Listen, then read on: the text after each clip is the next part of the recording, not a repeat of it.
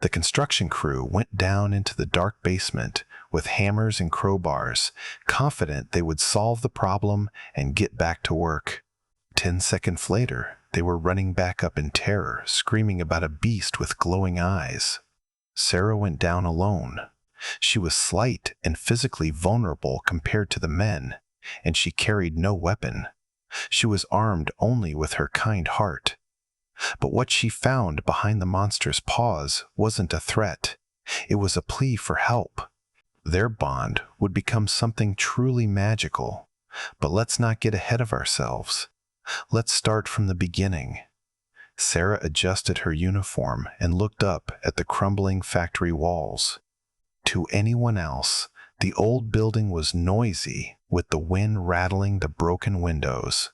But for Sarah, it was perfectly silent.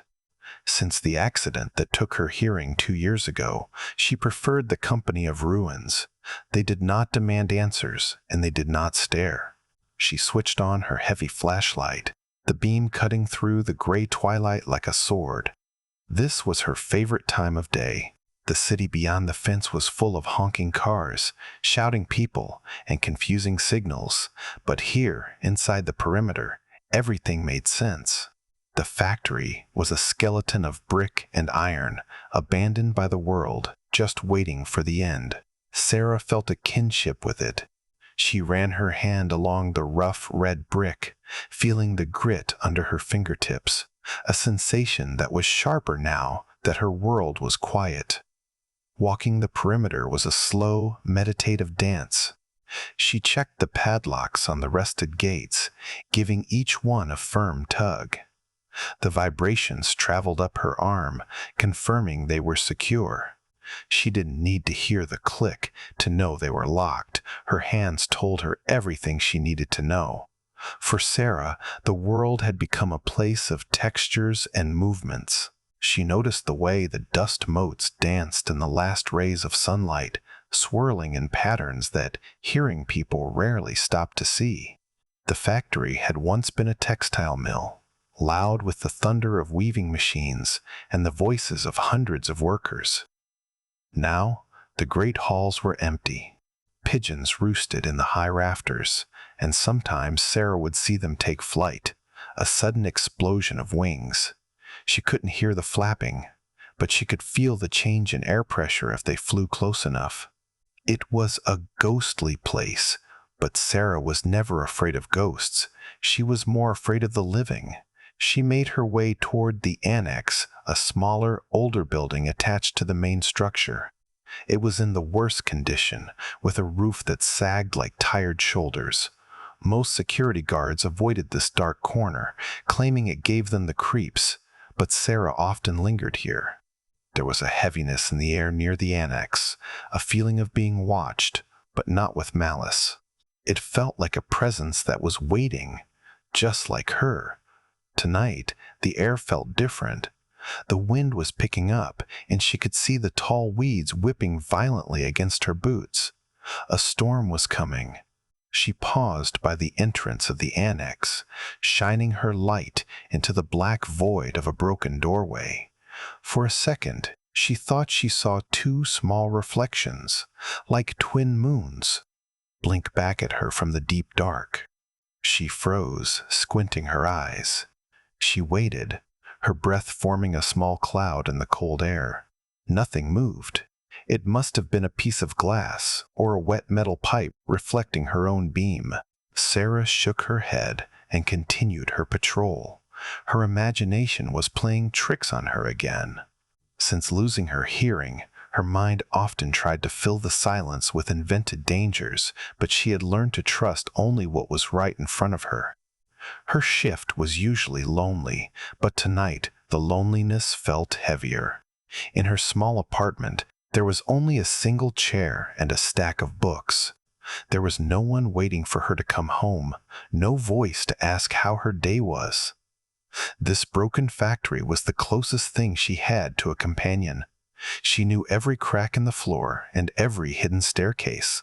It was her kingdom, a silent sanctuary where she didn't have to pretend to understand what people were saying. As she circled back toward the main gate, she saw the new sign posted on the chain-link fence. It was bright orange and aggressive. The letters were large and bold. Demolition scheduled. Keep out. The date was set for tomorrow morning. Sarah felt a pinch in her chest, a physical ache of sadness. They were going to tear it all down. They were going to crush the history, the silence, and the peace into a pile of rubble.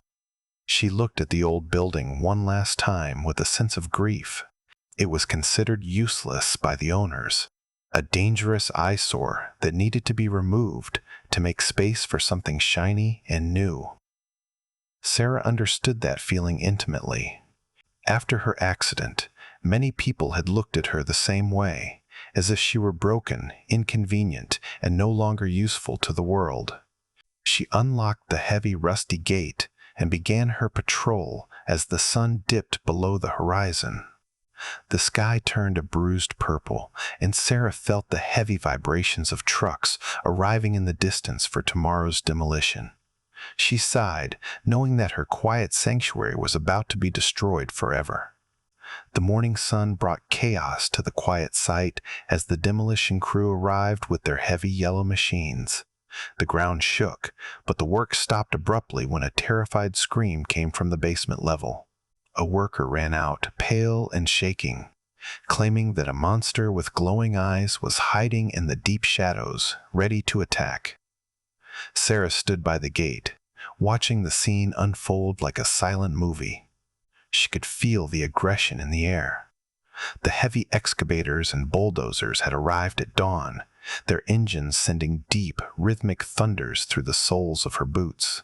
To Sarah, these machines were the real monsters. They tore at the earth with iron claws, careless and hungry. The crew of men moved around them like ants, shouting orders that Sarah couldn't hear, their faces tight with stress and impatience. The foreman was a man named Henderson. Sarah knew his type well. He was large, red-faced, and constantly checking his wristwatch. When Sarah had tried to warn him earlier about the unstable floor in the West Wing, he had waved her away without looking at her, treating her as if she were invisible just because she couldn't speak his language of noise. He didn't care about safety. He cared about speed. The trouble started near the annex, the exact spot where Sarah had paused the night before. An excavator had knocked down a crumbling brick wall, revealing a hidden stairwell leading down into a sub-basement that wasn't on the blueprints. The dust from the impact rose in a thick, choking cloud, coating the yellow machines in gray powder. Henderson had signaled for the machines to stop so they could inspect the hole. Sarah watched from her position near the security booth. She saw a young worker, a rookie with a bright, clean helmet, grab a flashlight and descend into the newly opened hole. He was likely looking for copper wiring or scrap metal to salvage before the crushing began. He disappeared into the darkness, swaggering with confidence. Minutes passed. The other workers leaned on their shovels, smoking cigarettes and laughing. Then the vibration changed. Sarah felt a sudden, frantic thudding in the ground, the rhythm of running feet. The young worker scrambled back out of the hole, scrambling on his hands and knees in the dirt. He wasn't swaggering anymore.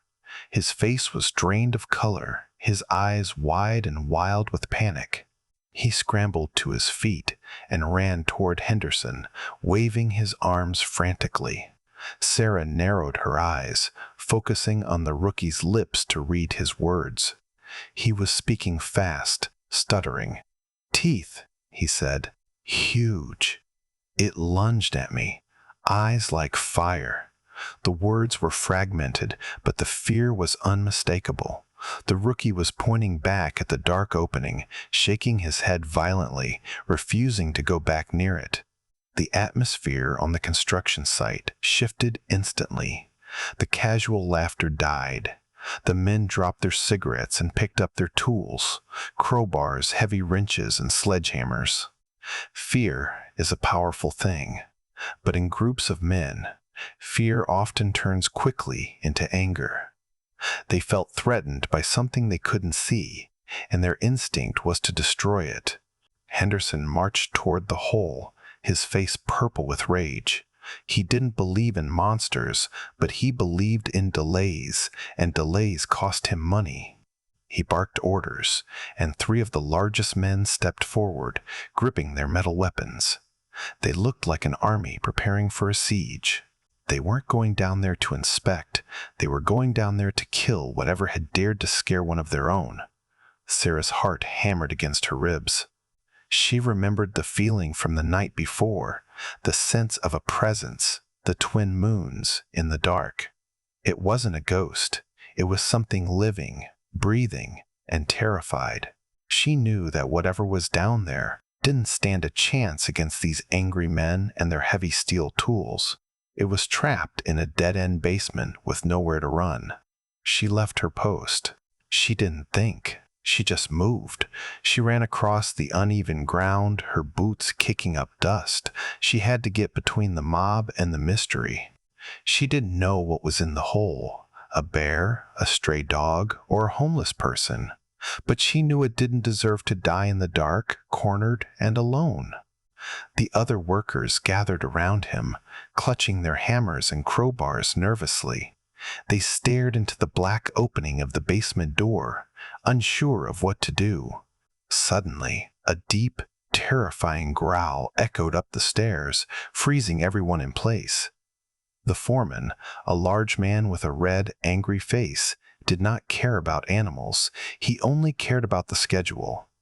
He looked at his watch and gave a harsh order to his men, gesturing for them to grab shovels and metal pipes to remove the beast by force. Sarah saw the violence in their eyes and the heavy tools in their hands, and she knew she had to act immediately. From her position a few yards away, Sarah watched Henderson shout. She couldn't hear the volume, but she saw the veins bulging in his neck and the spit flying from his lips. He pointed a thick finger at the dark hole in the ground and then made a violent slashing motion across his throat. It was a universal gesture. Kill it. Get it out of my way. There was no hesitation in his command, no moment of pause to consider calling animal control or a shelter. To him, the creature below was just trash. Another piece of debris to be cleared before the lunch break. The men seemed to feed off his anger. The fear that had initially frozen them was melting into a dangerous kind of bravado. They hefted their crowbars, testing the weight in their palms. One man, wearing a torn flannel shirt, smacked a metal pipe against his open hand, grinning nervously. They were hyping themselves up for a fight. They weren't bad men, Sarah knew. Some of them probably had dogs at home. But in this moment, mob mentality had taken over. They were a pack, and they were hunting. Sarah felt a cold wave of nausea. She knew what happened when frightened animals met frightened men. It never ended well for the animal. The creature in the basement, already trapped and terrified, would fight for its life. It would bite and claw out of pure desperation, and that would be its death sentence. The men would justify their violence as self-defense. It was a tragedy written before it even began. She moved closer, her eyes locked on Henderson. He was the key. If she could stop him, the others might hesitate. She waved her arms, trying to break his line of sight to the basement. She pointed to her badge, then to her phone, mouthing the words, "Call someone." She tried to mime making a phone call, suggesting they get professionals. She tried to signal, "Stop." Henderson finally noticed her. He turned his glare onto her, annoyed by the interruption. He said something short and dismissive, waving his hand as if swatting away a fly. His lips formed the words, "Go back to the gate." He didn't see a security officer. He saw a nuisance. A small, deaf woman who didn't understand how the real world worked.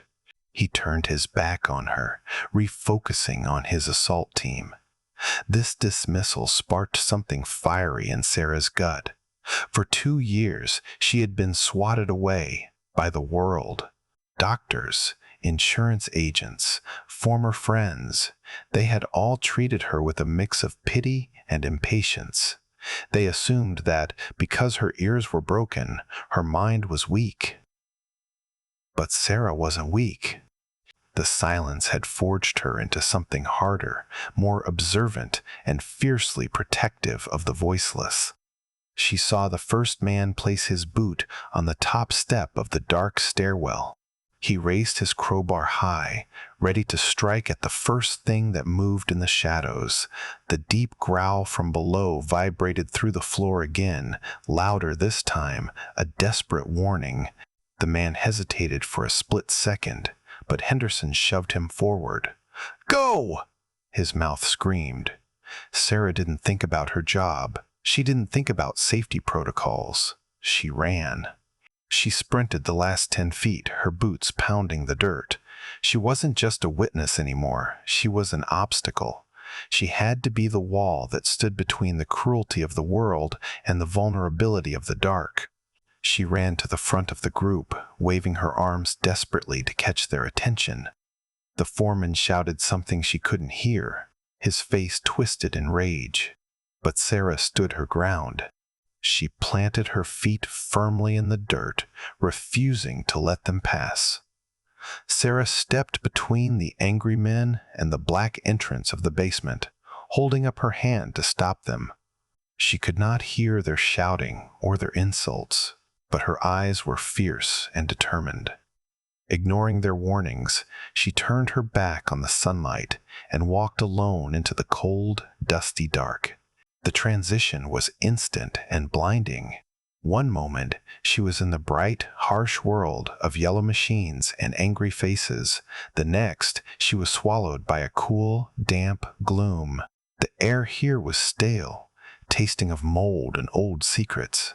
As she descended the concrete stairs, the vibrations of the construction site above began to fade. The silence of the basement wrapped around her like a heavy blanket. Her heart was beating a frantic rhythm against her ribs, thump, thump, thump, thump, a sensation she felt in her throat. It was foolish, she knew. She was unarmed. She was alone. She was walking toward a creature that had just terrified a grown man into a panic. But Sarah gripped her heavy flashlight like a talisman. She wasn't going down there to fight. She was going down there to listen. Not with her ears, but with her spirit. She reached the bottom of the stairs. The sub-basement was a labyrinth of concrete pillars and old machinery left to rust. It was a graveyard of industry. She swept her flashlight beam across the room. Dust motes danced in the light, thick and swirling. The floor was littered with debris, broken pallets, coils of wire, piles of rotting cardboard. "Where are you?" she thought, moving slowly. She kept her body language soft. She didn't march like the workers. She glided. She made sure her movements were fluid, predictable. Animals could read tension like a language, and she needed to project calm, even if she was terrified inside. She felt a vibration in the floorboards beneath her feet. It was a low, rhythmic rumble. A growl. It was close. Very close. The vibration was strong enough to travel through the soles of her boots. Most people would have heard the menace in that sound, the threat of violence. But Sarah felt only the intensity of it. It was a warning, yes, but it was also a plea. "Stay back. I am afraid." She stopped moving. She stood perfectly still in the center of the dark room. She closed her eyes for a second, grounding herself. She took a deep breath, inhaling the scent of damp earth and something else, the sharp, metallic scent of blood. The creature was hurt. The realization pierced her heart. It wasn't a monster hunting for prey. It was a wounded animal cornered in a dead end. She opened her eyes and slowly, very slowly, lowered herself into a crouch. Standing tall was aggressive, crouching was submissive. It made her smaller, less threatening. She kept the flashlight pointed at the floor so the beam wouldn't blind whatever was hiding in the shadows. The peripheral light cast long, eerie shadows against the walls. "I'm not going to hurt you," she whispered. She couldn't hear her own voice, could only feel the vibration in her throat, but she hoped the tone was soft. She hoped the intention carried through the darkness. She waited. The floor vibration stopped. The creature was listening. It was assessing her. Then she saw movement.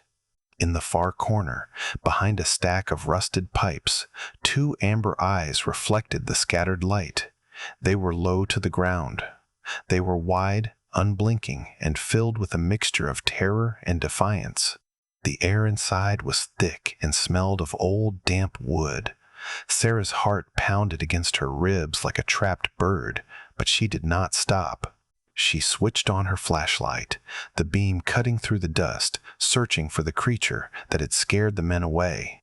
Inside the cold shadows, the beast was waiting, its low growl vibrating through the floorboards.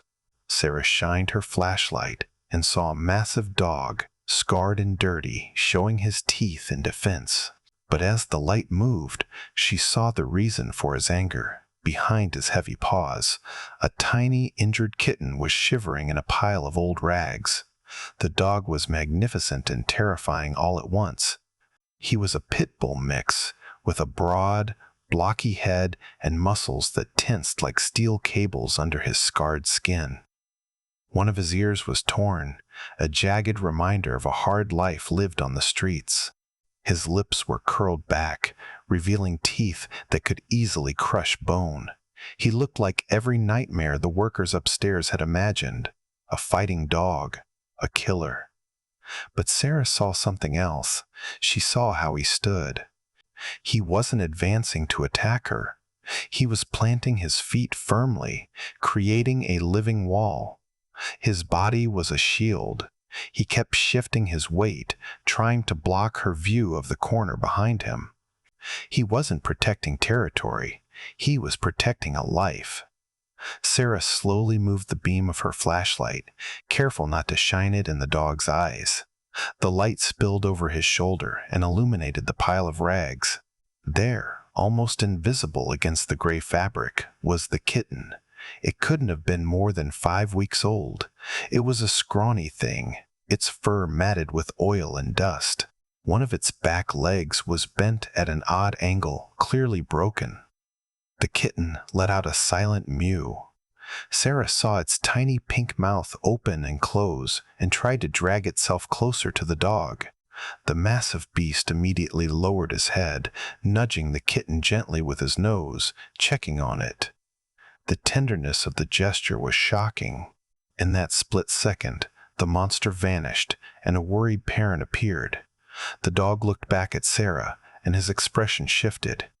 The amber eyes weren't just angry anymore. They were pleading. "Don't hurt us. Please." Sarah felt a lump form in her throat.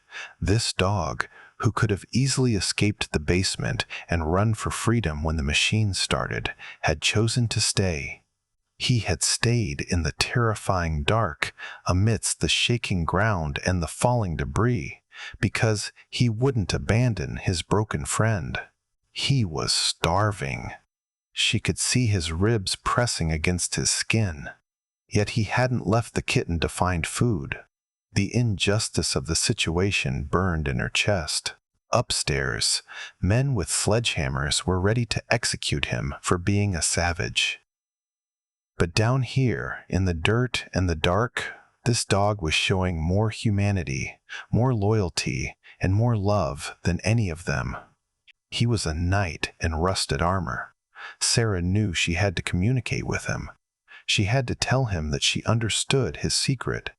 She had to show him that she wasn't part of the army upstairs. She was part of the resistance. She was an outcast too. She stayed in her crouch, her knees aching against the cold concrete. She kept her hands visible, palms open. She didn't reach out. That would be too forward, too fast. She just existed in his space, breathing slowly. She let him smell her fear, but also her calm. She let him see that she had no weapon. The dog was not a killer. He was a guardian. He placed his large body between the light and the kitten, ready to die to protect his small friend. Sarah felt a tear roll down her cheek as she realized the depth of his loyalty. Sarah did not use words, for words were useless here. Instead, she slowly sat down on the dirty concrete floor to make herself small. She lowered her eyes, showing the terrified dog that she was not a threat, but a friend. The growling stopped, replaced by a heavy silence as the dog took one cautious step toward her open hand. This was the most dangerous moment. A frightened animal is unpredictable, and Sarah was now completely vulnerable.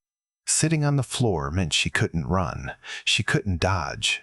If he decided to attack, it would be over. But Sarah knew this was the only way. Trust is a currency that must be spent before it can be earned. You have to give it first. She deliberately looked away from him, staring at a crack in the wall to her left. In dog language, direct eye contact is a challenge, a threat. By averting her gaze, she was saying, "I submit.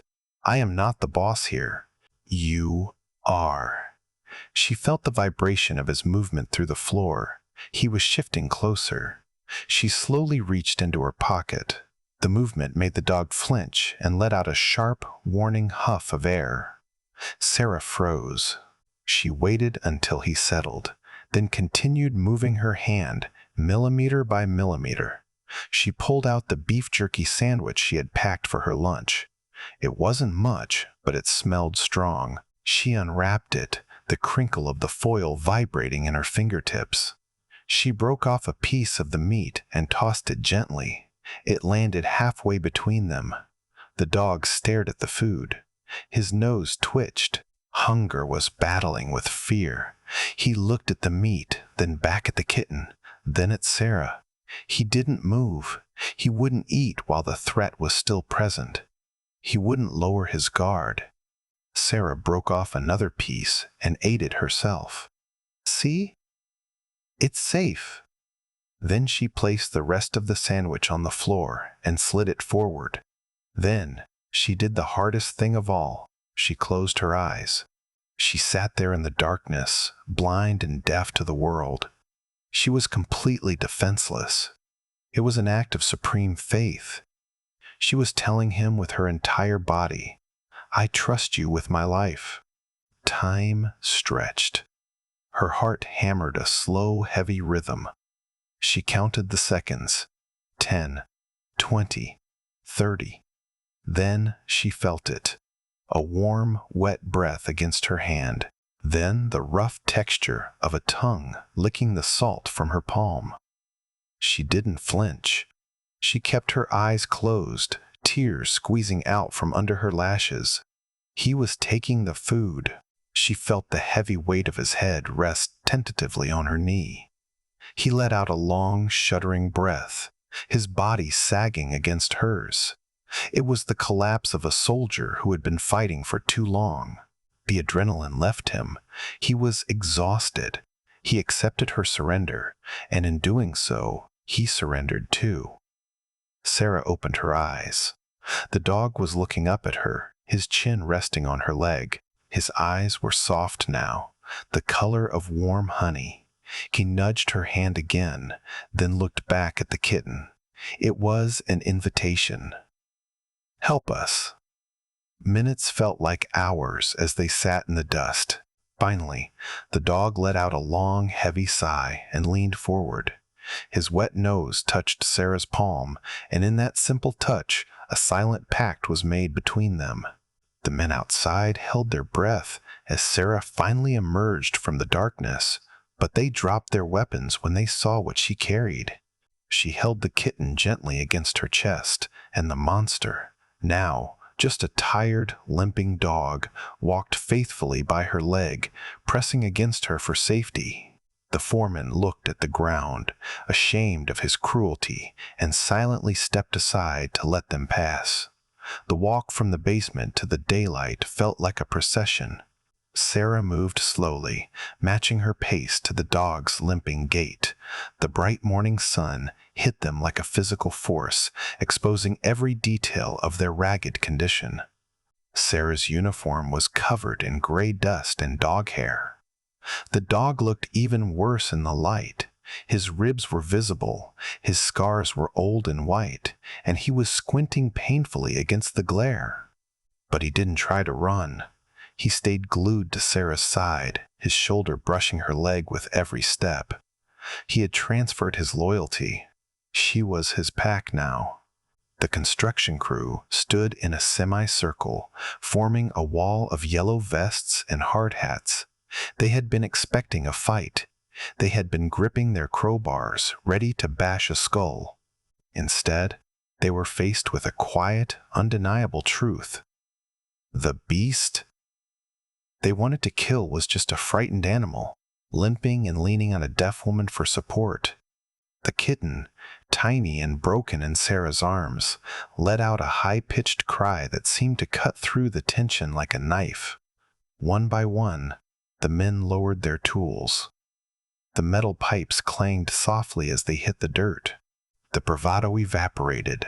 The man in the flannel shirt looked at his boots, unable to meet Sarah's eyes. Even Henderson, the angry foreman, seemed deflated. He took off his hard hat and ran a hand through his hair, his face flushing a deeper shade of red. Not from anger this time, but from embarrassment. He realized how close he had come to ordering the death of a hero. Sarah stopped in front of Henderson. She didn't say a word. She didn't need to. She just looked at him, her gaze steady and unwavering. She shifted the kitten in her arms, exposing its broken leg, forcing him to see the vulnerability he had almost destroyed. Henderson cleared his throat awkwardly. He reached into his pocket and pulled out a wad of cash. His lunch money, maybe more. He tried to hand it to her, muttering something that looked like, "For the vet." Sarah didn't take the money. She didn't want his guilt offering. She just wanted passage. She nodded once, a sharp, curt motion, and walked past him. The sea of men parted. They watched her go in silence, a strange reverence in their posture. She had walked into the dark alone and come back with life. She reached her old sedan, parked near the security booth. Opening the back door was a challenge with the kitten in her arms, but she managed. She placed the kitten on the back seat, on top of her spare jacket. Then she turned to the dog. "Up," she signed, tapping the seat. The dog hesitated, looking at the car as if it were a spaceship. He had probably never been in a car before. He looked back at the factory, then at Sarah. Trust won out. He groaned and hauled his heavy, aching body onto the seat, curling instantly around the kitten. Sarah slammed the door, sealing them in. The sound was a dull thud that vibrated through the chassis.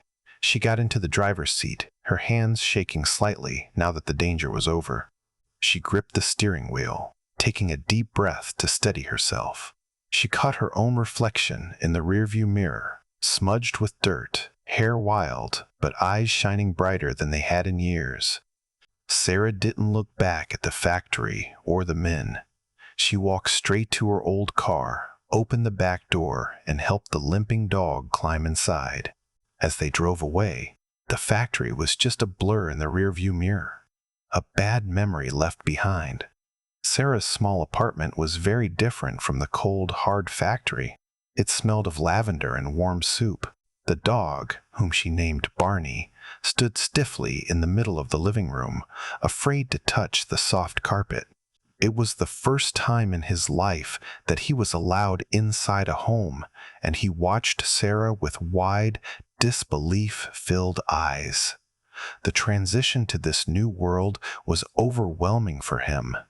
The apartment was small, but to Barney it was a palace of strange scents and textures.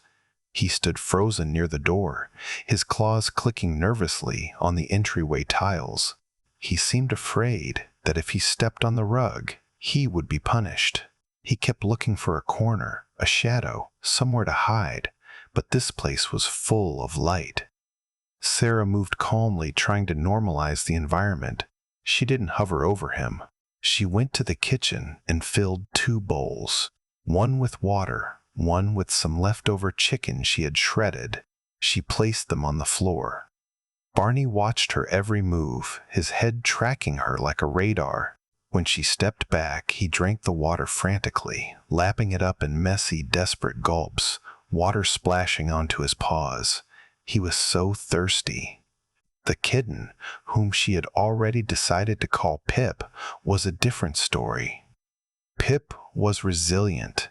After a quick checkup, Sarah had splinted the broken leg with a popsicle stick and some gauze. The kitten was already trying to explore. It dragged its little cast across the floor, fearless. Pip knew Barney was there, and that was all the safety the kitten needed. Sarah sat on her sofa and watched them. It was a strange tableau. The massive, scarred dog, who looked like he could tear a tire apart, was terrified of a floor lamp. The tiny, broken kitten was fearless. And Sarah felt a profound sense of purpose settling into her bones. Her apartment had always been quiet, a place where she retreated from the world. But now, the silence felt different. It wasn't empty anymore. It was expectant. She patted the sofa cushion next to her. Barney flinched at the movement. He looked at the sofa, then at Sarah. He knew the rules of the street. Dogs don't go on furniture. Dogs stay on the concrete. Sarah smiled warmly and patted it again, more insistently. She signed, "Come." Barney took a tentative step onto the carpet. He sank slightly into the pile, and a look of confusion crossed his face. It was soft. He took another step. He sniffed the fabric of the sofa. Slowly, with an agonizing amount of caution, he put one paw up, then another. He waited to be yelled at. When no shout came, he hoisted his heavy body up. He didn't relax immediately. He sat rigid, perched on the edge, ready to bolt. Sarah slowly reached out and stroked his head, scratching behind the torn ear. The tension began to drain out of him. His eyes drooped. The warmth of the room, the full belly, the soft cushion. It was too much to resist. She prepared a warm bed of blankets in the corner and placed a bowl of food nearby. Barney ate hungrily, but he didn't sleep in the bed. Instead, he curled up on the rug right next to the sofa where Sarah sat, refusing to leave her side for even a second. Over the next few weeks, the fear slowly melted away like snow in the spring sun. Barney realized that no one would hit him here, and the kitten, Pip, grew strong and playful. Sarah, who used to spend her evenings staring at the blank television, now sat on the floor, laughing as the giant dog gently groomed the tiny cat. The transformation was miraculous to watch. Barney's physical wounds were the first to heal. The cuts on his face turned into faint white lines, and his ribs disappeared under a shiny, healthy coat of brindle fur. But the healing of his mind took longer. For the first week, he would jump at every shadow. If Sarah dropped a spoon in the kitchen, Barney would flatten himself against the floor, shaking. He was a creature of trauma, expecting the world to hurt him at any moment. Sarah became his therapist. She created a routine of absolute predictability. Breakfast at 7, a walk at 8, dinner at 6. Animals find safety in routine, and Barney began to understand that the chaos of his old life was gone. He learned to walk on a leash without pulling, matching his pace to Sarah's.